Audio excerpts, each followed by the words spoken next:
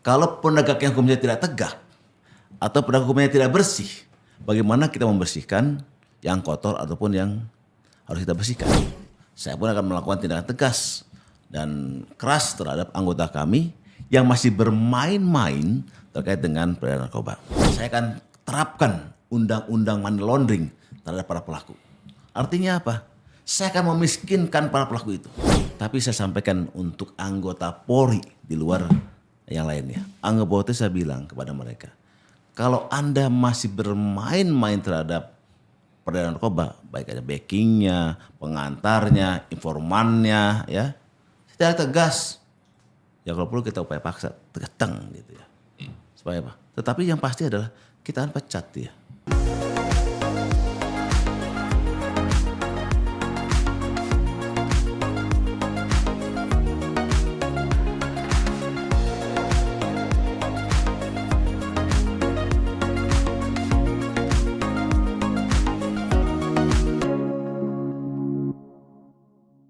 Halo sahabat podcast Sip lah. Hari ini kita kedatangan tamu istimewa nih. Bapak Kapolda, tentu nanti akan kita perkenalkan. Namun sebelumnya saya host Anton Pangabean didampingi co-host Sumber Simbolon dan salah satu juga narasumber dan wartawan senior kita Victor Siahan. Jadi Bung Sumba, kita kedatangan tamu nih Pak Kapolda berbintang 2. Selamat Pak hadir di sini. Mudah-mudahan ke depan ini sukses. Demikian juga anak-anak dan keluarga. Amin. Topik kita menarik nih Pak Sumba. Masalah narkoba nih. Iya, pemberantasan ataupun pencegahan bahaya narkoba utamanya terhadap generasi muda. Iya. Tapi sebelum Pak Sumba bertanya, kita perkenalkan dulu beliau. Iya. Pak Wisnu ini adalah Akpol 94 kalau nggak salah. Seangkatan dengan Pak Dadang. Betul. Ya. Dan juga Albert Sianifer ya. Albert di sini Pak.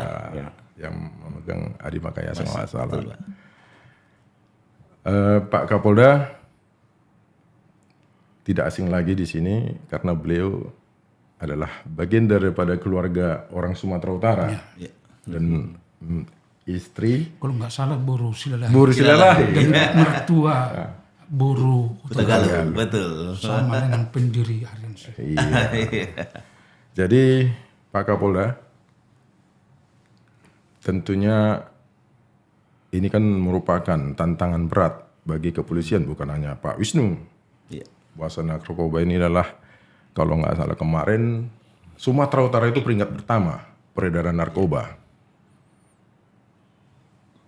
Apa sebenarnya langkah-langkah yang akan dilakukan oleh pihak kepolisian dalam menangani masalah peredaran narkoba tentunya?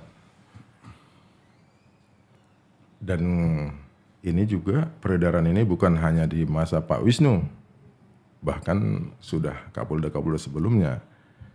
Dan tren kemarin agak menurun sedikit setelah Pak Agung. Jadi Pak Kapolda tentunya punya langkah yang strategis. Selain mempunyai tugas yang berat, ada 2 masalah pilkada dan PON. Dan ini juga yang paling berat yang harus dihadapi bukan hanya Polda sendiri, tapi juga unsur masyarakat lain. Apa langkah-langkah kita? Baik Pak Anton, Pak Simbolon dan Pak Siaan. Terima kasih atas waktu diberikan pada saya untuk menjelaskan tentang langkah-langkah Polda Sumut terkait dengan khususnya peredaran narkoba. Sebelum saya datang menjabat selaku Kapolda, saya dipanggil oleh Pak Kapolri. Dinda, di sana yang menjadi ancaman buat generasi muda adalah peredaran narkoba. Kamu lakukan tindakan tegas, terukur untuk bisa memberantas narkoba. Itu adalah perintah langsung dari pimpinan Polri kepada saya untuk bisa melakukan tindakan-tindakan yang komprehensif untuk bisa mengurangi bahkan menghilangkan terkait dengan ancaman narkoba. Tentunya dalam tugas ini saya akan dibantu dengan jajaran Polda Sumut dan saya menyampaikan kepada mereka untuk pencegahan dan penindakan narkoba harus dilakukan dari hulu ke hilir.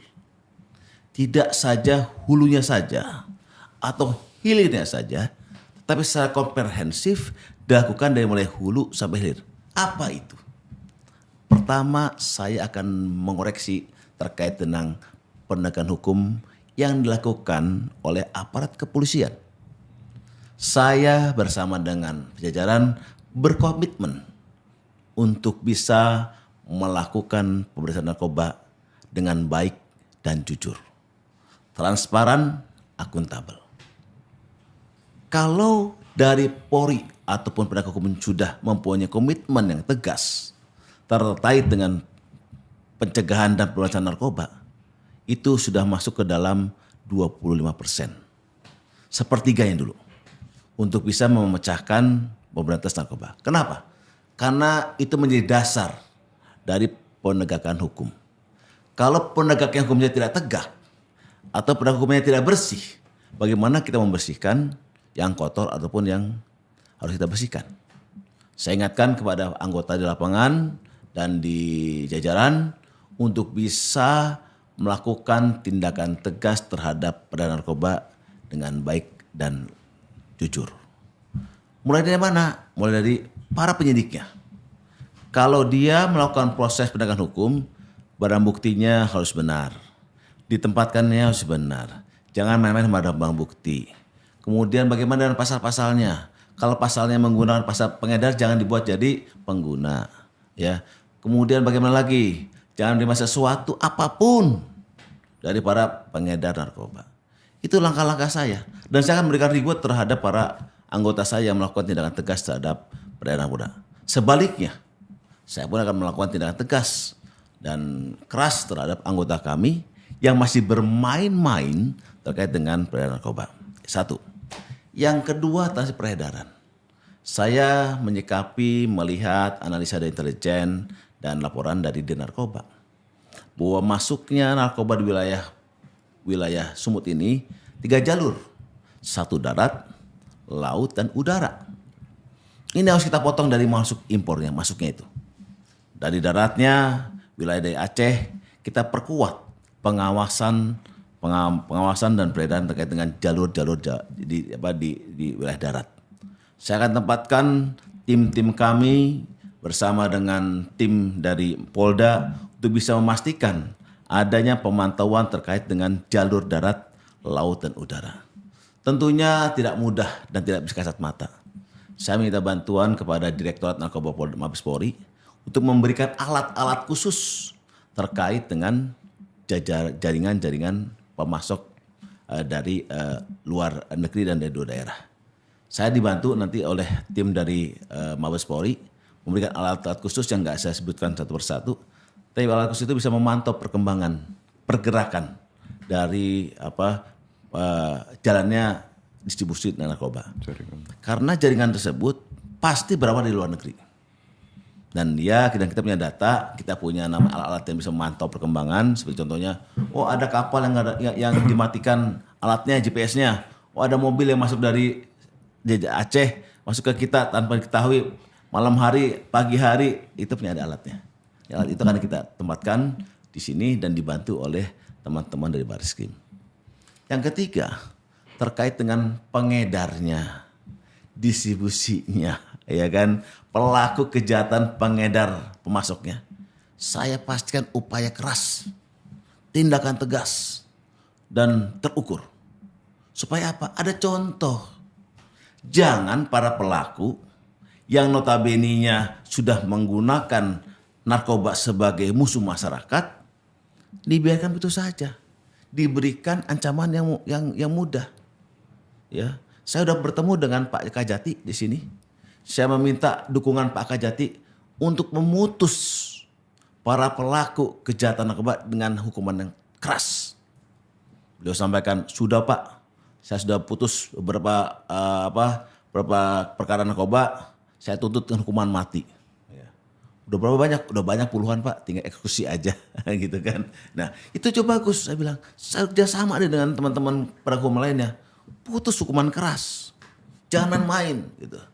Dan saya bilang sama Pak Kajati, Pak, saya akan terapkan undang-undang money laundering terhadap para pelaku. Artinya apa? Saya akan memiskinkan para pelaku itu. Sudah kita dapat tersangkanya, ada barang buktinya, kita minta laporan hasil analisa keuangan ke PPATK, kita buat laporan permintaan harta kekayaan kepada pihak bank, kita minta cek terkait dengan keberadaan harta barang tak bergerak, tanah dan bangunan, atau kita juga bisa minta kepada Polri, Lantas terkait dengan kendaraan-kendaraan yang bergerak. Artinya semua aspek kehidupan baik pelakunya, keluarganya, saudara-saudaranya kita monitor, kita analisis. Sehingga apabila pelaku itu sudah melakukan tindak pidana narkoba, terapkanlah undang-undang tindak pidana pencucian uang. TPPU ya. TPPU.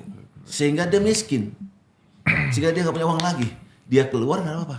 Dan dia akan memberikan rasa yang tidak suka terhadap keluarganya. Artinya apa? Harta keluarganya disita. Ya. Karena kita menggunakan penerapan undang-undang TPPU.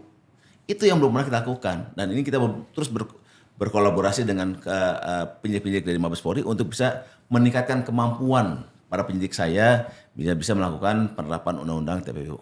Yang terakhir, saya juga melihat adanya korban. Ini korban atau pengguna ini kan juga korban. Saya bersama Pak Gubernur, sama dengan Ketua BNP, bersama-sama akan membuat suatu program rehabilitasi.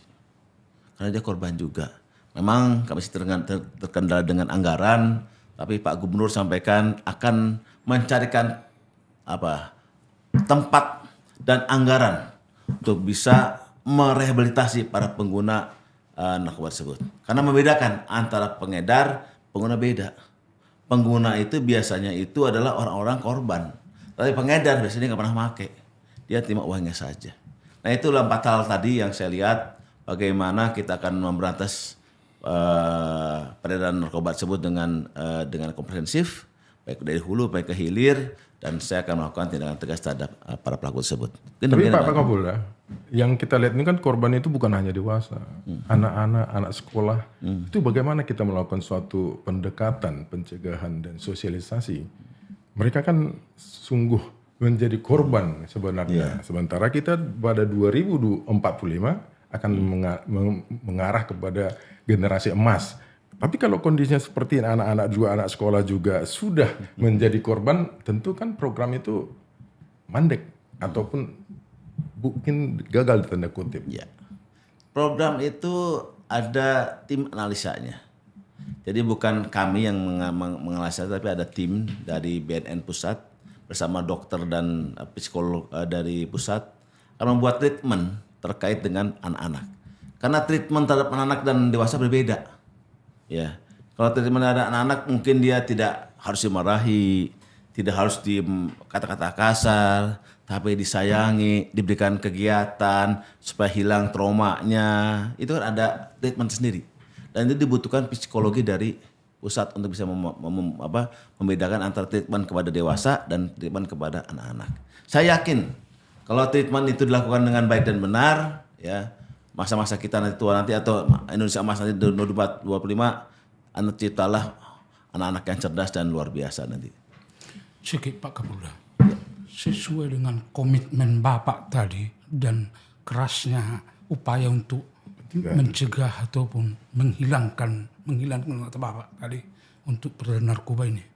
Kira-kira harapan Bapak, nggak usah saya bilang target dulu Pak, harapan Bapak, kalau selama bertugas di Sumatera Utara ini bisa nggak menurunkan dari peringkat 1 secara nasional itu pengguna dan peredaran narkoba di Sumatera Utara atau dari peringkat 2 atau peringkat 3 secara nasional?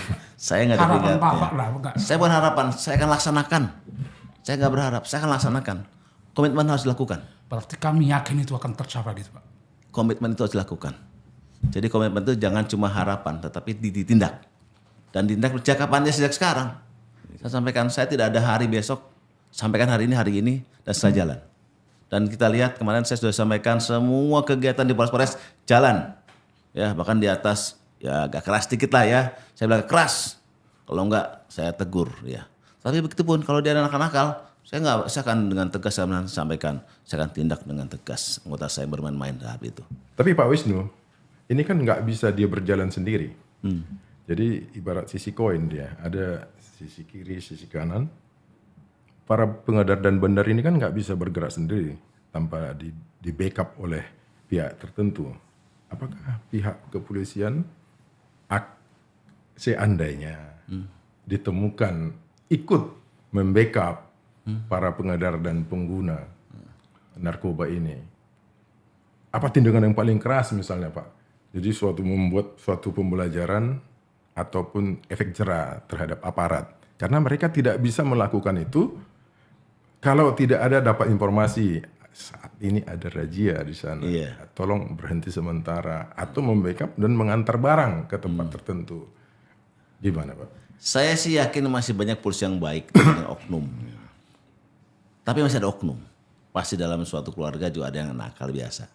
Tapi saya sampaikan untuk anggota Polri di luar yang lainnya. Anggota saya bilang kepada mereka, kalau Anda masih bermain-main terhadap peredaran narkoba, baik ada backingnya, pengantarnya, informannya, ya, secara tegas. Ya kalau perlu kita upaya paksa, tegeteng gitu ya. Supaya apa? Tetapi yang pasti adalah kita akan pecat dia. Saya sudah paling takut polisi dipecat. Kenapa? Karena dia punya keluarga. Saya bilang saya mempunyai polisi yang kecil tapi kuat, punya kemampuan yang kuat untuk memberantas narkoba. Daripada saya besar tapi main-main semua itu. Itu yang saya buat. Itu pun harus dibuat dari atas Pak. Saya memberikan contoh kepada anggota di lapangan. Inilah pola kamu kerja. Saya nggak dapat apa-apa loh dari situ. Tunjukkan bahwa saya nggak dapat apa-apa. Saya pakai kepada anggota. Kamu nggak dapat apa-apa di situ. Kamu cuma kerja. Kerja laksanakan. Kalau kamu tidak mau ikut dengan perahu saya, ya keluar dari perahu saya. Kan gitu saja. Karena kalau ada pimpinan atas, saya sudah sampaikan, saya diperintah langsung oleh Pak Kapolri. Undang-undang mengatakan demikian, tegas aja. Tetapi saya bilang harus jelas dan fakta. Gitu. Yang masalah itu adalah tidak ada faktanya, dugaannya itu pengedar. Dugaan itu pengedar. Tetapi nggak ada faktanya. Ini yang membahayakan gitu. Ada beberapa orang, itu pengedar tuh. Saya bilang faktanya mana? Ada fakta intelijen atau fakta penyidikan. Kalau fakta intelijen kan informasi intelijen si A pengedar, si B sebenarnya itu fakta intelijen. Yang harus kita buktikan dalam proses pidana adalah ada fakta barang bukti. Ada fakta aliran dana. Boleh barang bukti nggak ada di kita. Tapi ada aliran dana masuk. Udah kena TPPU-nya. Gitu. Itu yang kita cari. Saya cari. Dan kita dan Polri, anggota Polri kami, jangan terpesona dan adanya keinginan dari para pelaku itu dengan janji yang menyenangkan. Nah itu ya, membuat untuk kita tahan terhadap janji-janji itu kan cukup sulit Pak Anton ya. Tapi saya berharap kita tunjukkan dari paling atas dulu. Kalau saya, Direktur, Wakapolda, semangat untuk bisa mau menggalakkan pemberantasan narkoba dengan tegas, saya kira mereka akan lihat kita. Pemirsa, ini pembahasan kita pasti lebih menarik ini. Tapi sebelumnya like dulu, subscribe, share, dan komen. Jadi Pak Kapolda, tentu ini Bung Victor Siahaan ini udah malang melintang di kepolisian. Tentu mungkin ada pengalaman yang sungguh banyak nanti masukan yang disampaikan kepada Victor, silakan. Baik, terima kasih Pak Kapolda. Tadi saya kira Pak Kapolda sudah memaparkan masalah jaringan narkotik secara transparan. Kalau ditinjau dari sisi tugas kepolisian dalam memberantas jaringan narkoba ini, saya sebagai narasumber, saya kira kita juga cukup angkat tangan jempol lah. Mereka sudah bekerja keras. Namun kadangkala bisa tergelincir. Ini mungkin permainan sementara oknum, bukan Polri-nya ya, oknumnya. Inilah tadi yang sudah diingatkan oleh Pak Kapolda. Akan mengambil tindakan tegas. Dan polisi juga sudah mengambil tindakan tegas. Beberapa bulan yang lalu, zamannya Pak Agung Kapolda, kalau saya tidak salah beberapa orang anggota polisi dipecat. Betul, Pak. Dan diumumkan di lapangan di Mapolda Sumut. Ini saya kira sudah salah satu contoh atau suatu ingatan bagi oknum-oknum yang lain. Seperti dipaparkan oleh Pak Kapolda tadi, bagaimana kalau sampai dipecat dari dinas kepolisian, cukup sebenarnya rumit bagi keluarganya. Terhadap menyangkut masalah penanggulangan jaringan, polisi juga saya kira, saya terus terang aja jujur ini, sudah melangkah dan bekerja keras. Misalnya Bin Mastral kepolisian sudah melakukan pendekatan-pendekatan, pencegahan secara preventif. Jadi jangan sampai terjadi dulu transaksi sudah dapat digagalkan. Nah ini saya kira. Kembali kepada masalah-masalah masukan, saya kurang tahu apakah polisi belakangan ini sudah menerima masukan tentang yang disebut tadi Bung Anton tadi sampai sudah merembes ke sekolah-sekolah anak pelajar. Dari intelijen kita tampung dan kita terima bahwa sekarang jaringan narkoba itu bukan hanya paket 50 dan paket 10 lagi. Pakai hemat istilahnya. Paket hemat 10. Udah sampai ke paket hemat 10. Tapi sudah membagikan secara gratis kepada anak-anak SMA, SMP. Kenapa mereka membagikan dengan gratis? Kalau mereka sudah kecanduan nanti, mereka akan mencari. Ah inilah ini dipraktekkan sehingga transaksi jualan mereka lapang dan luas. Ah ini saya kira menjadi bahan pemikiran bagi kepolisian. Ah di sini saya kira kepolisian harus lebih terampil lagi dalam menanggulanginya ini karena sulit seperti diakui Kapolda tadi, nggak bisa menjadi suatu jaminan, tapi akan sebagai tugas akan menurunkan dari peringkat 1 kalau bisa sampai ke peringkat 5 kembali seperti dulu. Sebab dulu juga Polda Sumatera Utara dari peringkat 5 itu naik. Nah, mungkin Pak Wisnu akan berusaha menurunkan dari peringkat 1, 2, dan 3 sampai ke 5 kalau bisa. Puji Tuhan mungkin. Kalau Tuhan memberkati pasti Tapi akan Bung berhasil. Victor, sekarang ini kan narkoba ini sudah menjadi home industry, Pak. Beberapa terakhir ini kan sudah ditemukan suatu rumah jadi tempat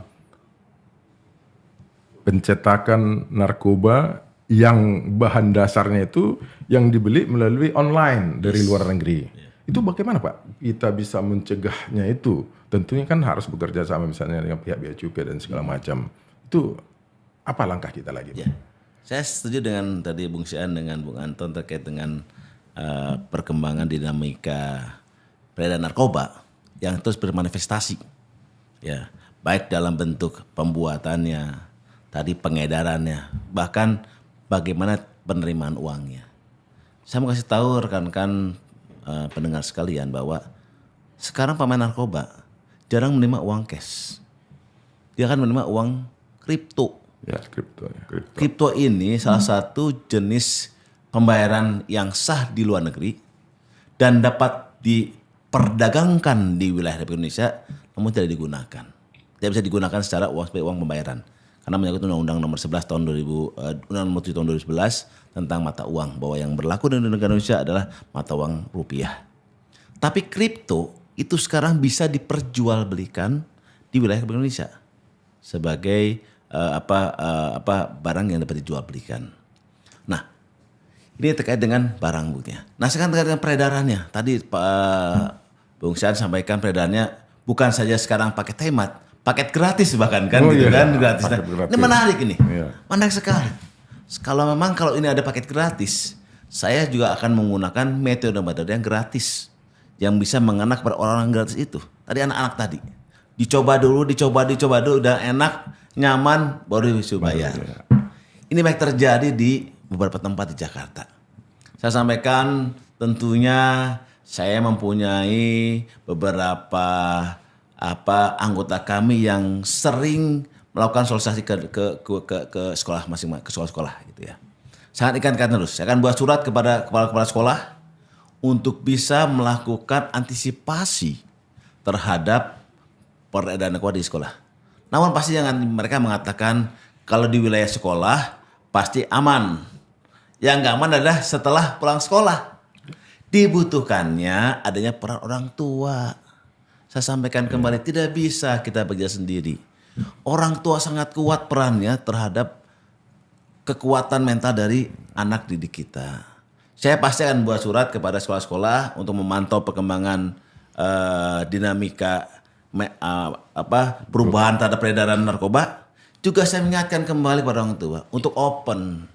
Jangan biarkan anak-anak muda itu pulang sekolah tuh biar untuk main sendiri, pulang malam bahkan tidak pulang. Ketika saya sampaikan ada masalah terkait dengan geng motor, mungkin Bung Syah juga kaget juga. Yang kita ambil tertangkap itu umurnya di bawah 15 tahun. Yang melakukan pembacokan itu di bawah 15 tahun. Kenapa dia? Memperlihatkan jati diri dia. Oh, saya berani nih. Tapi dia masih anak-anak gitu. Makanya saya bilang kepada mereka, anak-anak yang masih melakukan ikut dalam geng motor, saya buat surat, saya kirim ke sekolah masing-masing. Supaya ditegur, kalau 2 kali, 3 kali ditegur nggak bisa, dikeluarkan di sekolah. Pusing. Bahkan tadi saya bilang kalau mereka membuat SKCK nggak saya kasih, ya bilang begitu saja ya, supaya mereka nggak bisa kerja. Itu. Nah inilah perubahan dinamika peredaran narkoba. Saya sampaikan kita harus mengikuti zaman untuk bisa memantau perkembangan dinamika peredaran narkoba. Terkait dengan pembuatan, tadi Bung Anton sampaikan ada namanya home industry. Memang kalau kita lihat di YouTube, Bung Anton, cara membuat narkoba bisa, membuat ekstasi bisa, membuat narkoba jenis lain bisa. Bahkan ada panduannya. Tetapi ingat bahwa bahan-bahan tersebut hanya diperoleh dari luar negeri ataupun atas seizin dari aturan dari apotek, BPOM gitulah.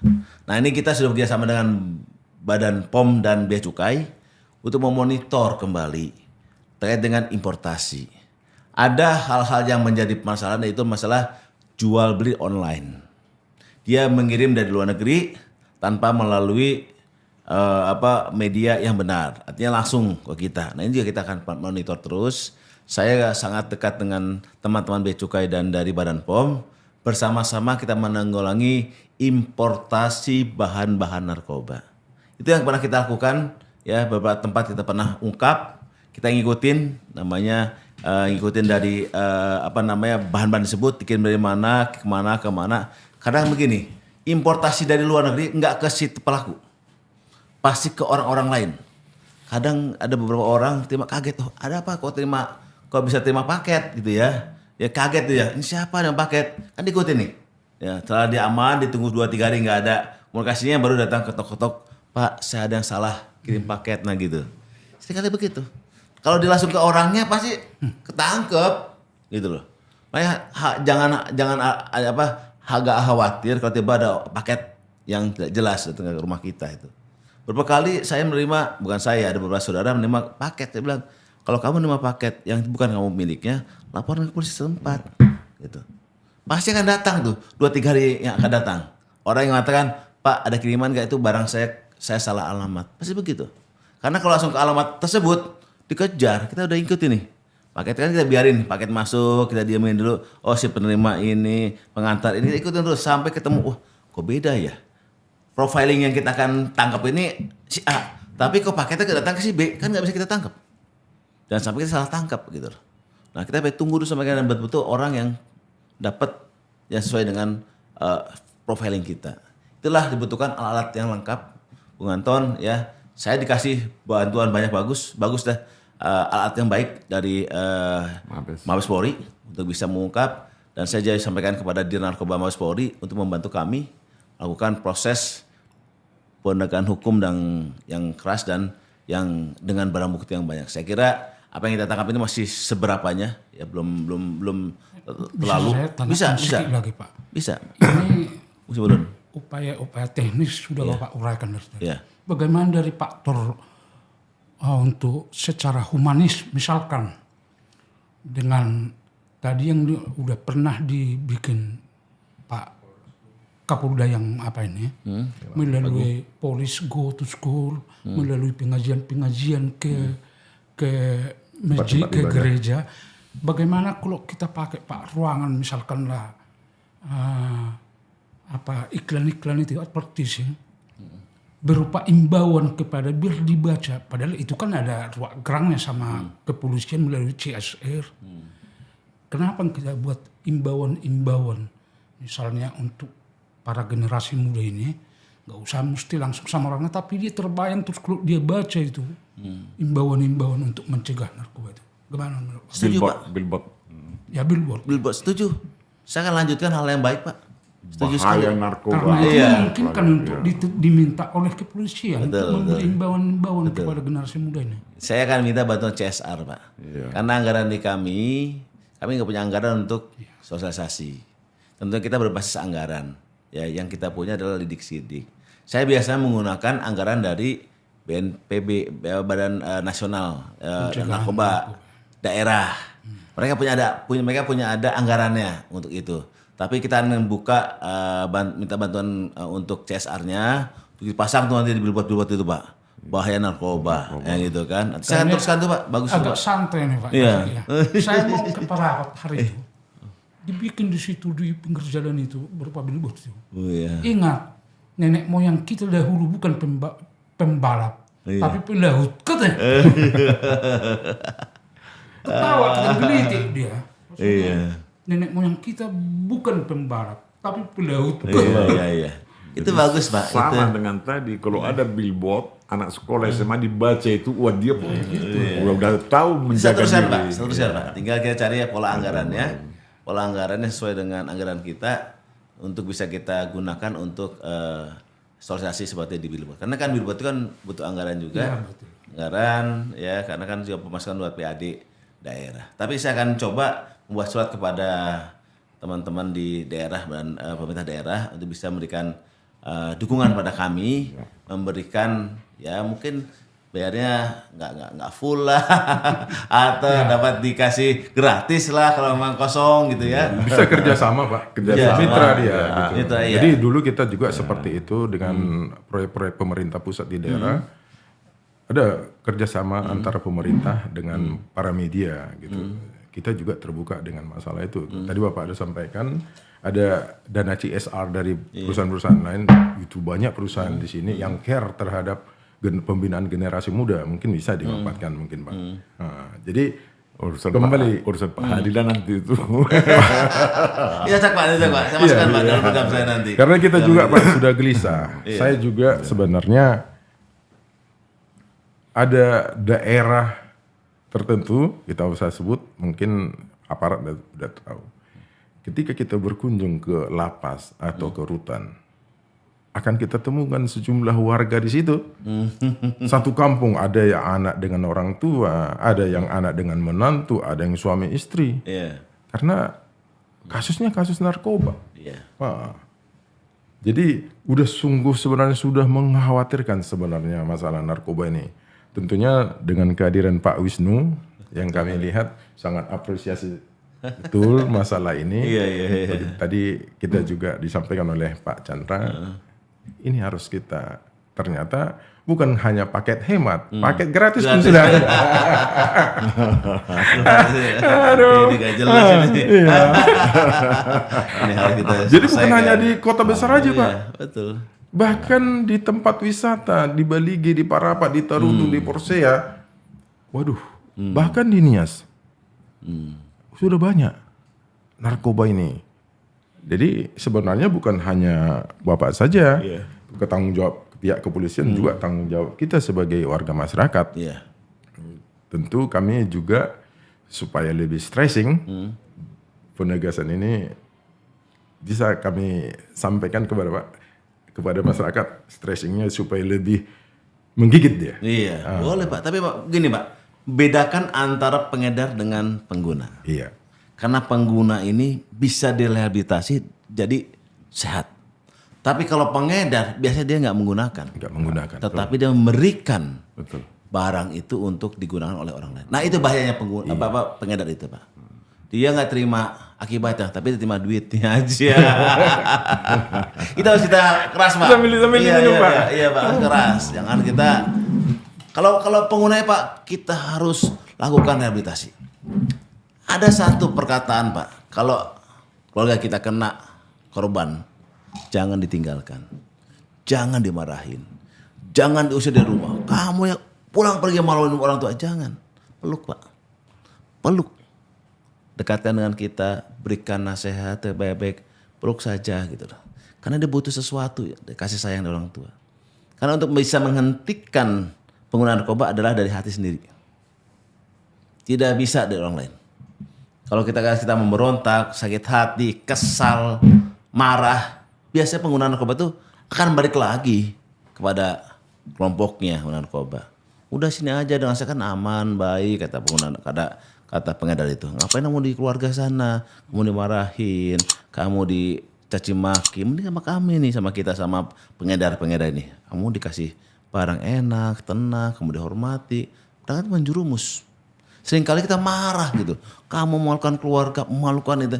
Tetapi jangan sekali kita mengusir anak itu. Kalau kita sayang sama mereka, peluk Pak. Peluk dan berikan yang terbaik buat dia. Kamu punya apa?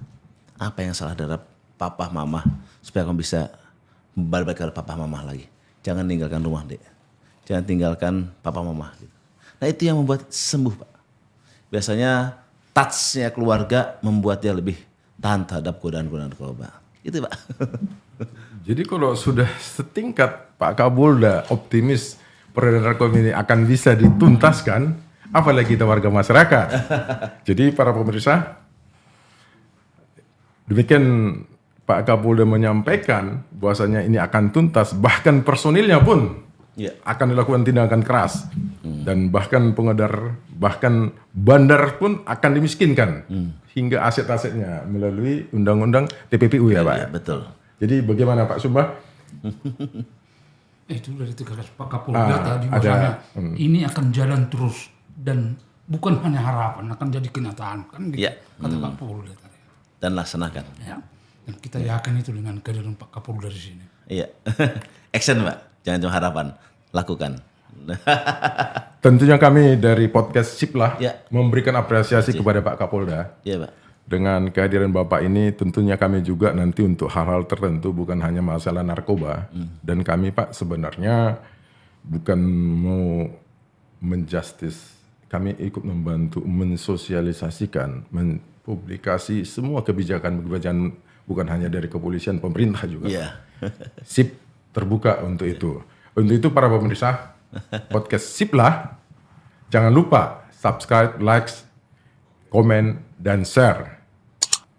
Semoga Pak Kapolda ke depan tentu dengan harapan kita akan membantu sepenuhnya, bukan hanya tanggung jawab pihak kepolisian saja, tetapi juga kita bisa seperti Pak yang Komjen yang Kapolda. bahkan lebih daripada itu. Amin. Jadi itu harapan kita, harapan masyarakat Sumatera Utara tentunya. Kita berdoa sehingga Pak Kapolda dapat melaksanakan tugas dan tanggung jawabnya di Sumut ini dan berhasil kita pun merasa nyaman dan aman.